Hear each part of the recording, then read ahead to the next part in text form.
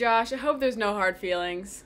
Can't make any promises with this one. I had reservations for weeks.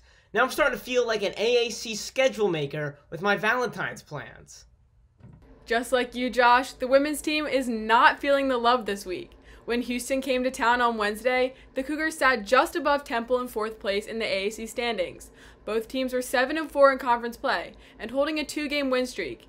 Sounds pretty even, right? Well, the score surely wasn't. Temple lost by a jarring 37 points, but it was a familiar heartbreak for the Owls.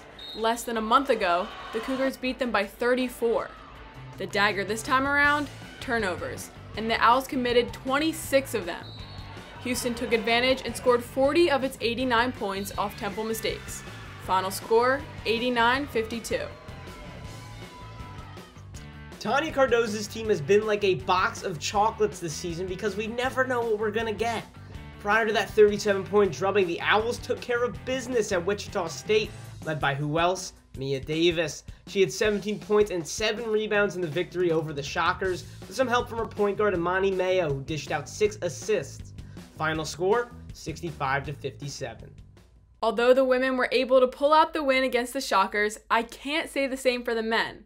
The Owls went to Wichita, and that 7-nation army did indeed hold them back. The Sunday matinee ended in another 3-point loss for the Owls. 2 fouls in the final 5 minutes decided the game, with Damian Dunn converting a 3-point play, but Wichita State's lead scorer of the game, Tyson Etienne, was fouled soon after, making both free throws, sealing Temple's fate. Final score, 70-67. Clearly, I'm not the only one who's had plans change on him this weekend. Temple's 2 games against ECU that were originally slated for Thursday and Saturday have officially been postponed due to COVID-19 protocols. While my change of plans this weekend will surely involve Chinese takeout in the movie Moneyball, the Owls will be boarding a plane to Cincinnati to make up a game against the Bearcats Friday night. The women are still scheduled to play ECU on Saturday at home, but shortly after, a Temple takeover will arrive in Tulsa, then Memphis, as the men and women escape the Philly snow and slush, embarking on a 2-game away journey south. On Monday, Temple University held a celebration of life service for longtime head coach John Chaney.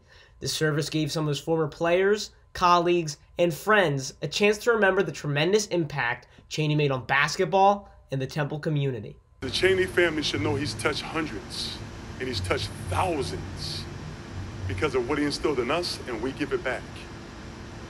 We thank you for sharing them with us. But I told you my 3 biological children and all 90 of the kids that call me their dad/coach know every single thing that coach has taught me, has taught every member that's ever been a part of his program. Because we know life is bigger than bouncing a ball. It's much bigger, but we use the ball as a tunnel to get into their mind. And we let them know we're tough, but we're loving. And Coach loved me as well as every single person in here, and you know that. And we say thank you for sharing him with us. And his legacy will live on forever. Thank you. I got a chance to be mentored by him. I got a chance to learn from him. Not just basketball, but so many life lessons that I'm truly proud of. To the family, the Chaney family, I am super sorry that you lost such an important father, husband, friend. But I know, just like us, he left you all with great memories. And I'm going to hang on to those memories for the rest of my life. People are remembering Coach Chaney in so many different ways. Here's Coach Staley's tribute to Chaney, sporting his classic tie look before her game against UConn this week. If it isn't your favorite segment, it's certainly your Valentine's. It's time for this week's Judge and Jury. And let's take you back to last week's court case, Davis versus WNBA. He asked, will Mia Davis, who's moving up on the list of all-time Temple scorers, have the same impact at the WNBA level as former Temple great Candice Dupree? An overwhelming 79% of voters have high hopes that Davis has what it takes to make it in the WNBA. That pessimistic 21% may have watched a little too much of that Houston game on Wednesday. I'll be playing the plaintiff this week, and the defendant isn't just one person, but 5. I call Temple's starting lineup to the witness stand. Without further ado, once again, court's in session. In my eyes, the talent on this roster does not correlate with a 4-7 record, and in all 11 games, Coach McKee has used the same starting 5. This past week for the Owls, we saw 2 consecutive games decided by 3 points. A major factor in both losses was the cold shooting from transfer Khalif Battle.